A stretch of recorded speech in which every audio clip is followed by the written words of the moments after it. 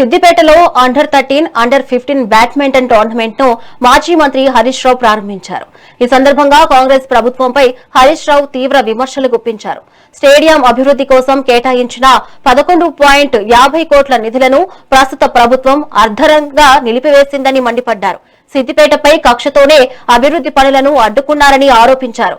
సిద్దిపేటను sports hub గా తీర్చిదిద్దడమే తన లక్ష్యమన్నారు. త్వరలోనే బీఆర్ఎస్ ప్రభుత్వం అధికారంలోకి వచ్చి పనులను పూర్తి చేస్తుందని ధీమా వ్యక్తం చేశారు.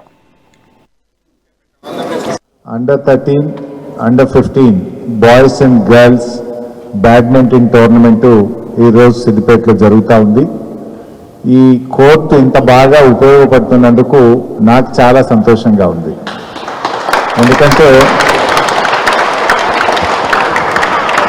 చాలా పనులు చేస్తూ ఉంటాం కానీ కొన్ని సద్వినియోగం కావు.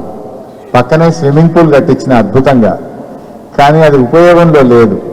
అది గుర్తొచ్చినప్పుడల్లా నా మనసుకు బాధ కలుగుతూ ఉంటుంది. ఈ పక్కన అద్భుతమైన ఫుట్బాల్ కోర్టు కట్టిన మా అక్బర్ ఆధ్వర్యంలో ఫుట్బాల్ కోర్టు బాగా ఉపయోగించి నేషనల్ ప్లేయర్స్ సిద్దిపేట నుంచి వచ్చినారు.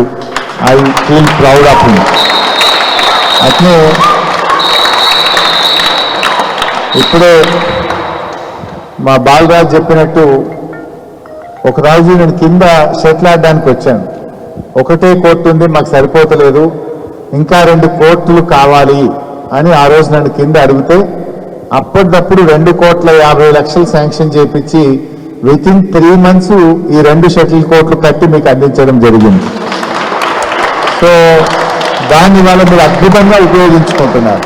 ఈ 2 కోర్టులు రావడం వల్ల మంచి ఇంతమంది పిల్లలు సిద్దిపేట టౌన్ నుంచి బాయ్స్ అండ్ గర్ల్స్ రోజు షటిల్ ఆడుతున్నారంటే నిజంగా నాకు చాలా సంతోషంగా ఉంది.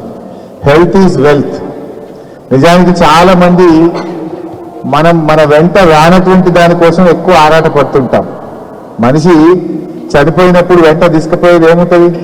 శరీరం తప్ప ఏం తీసుకుపోదు, శరీరం ఒక్కటే పోతుంది. కానీ ఆస్తులు అంతస్తులు ఏది కూడా మనిషి వెంట రాదు. కానీ తన వెంట రాని దానికోసం మనిషి ఆరాటపడతాడు, కానీ తన శరీరాన్ని నిర్లక్ష్యం చేస్తూ ఉంటాడు. ఇలాంటి స్పోర్ట్స్ తోని మీ ఫిట్నెస్ ఇంప్రూవ్ అవుతుంది.